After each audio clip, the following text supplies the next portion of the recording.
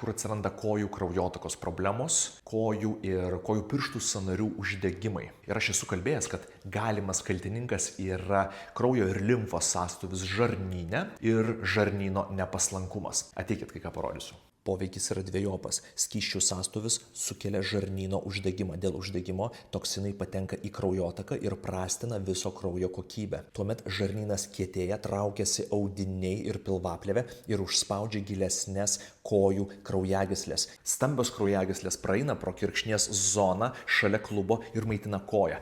Žarnos, pilvaplėvė ir pooperacinės saugos susitraukia, prispaudžia kraujagyslės ir ypač trukdo grįžti veniniam kraujui ir limfai atgal. Sąnariai neišsivalo ir badauja. Keletą minučių dirbsite su pilvu sulenktomis kojomis, rotaciniais judesiais masažuosite ir patempsite organus link bambos. Užlaikote keletą sekundžių, tuomet eikite prie kitos zonos. Vienai zonai skirkite bent jau 20 sekundžių, taip dirbsite su visa pilvo apačia. Nuo dubens kaulo iki kito kaulo jūs tarsi šaukštu skobėte organus kaip ledus. Antras etapas.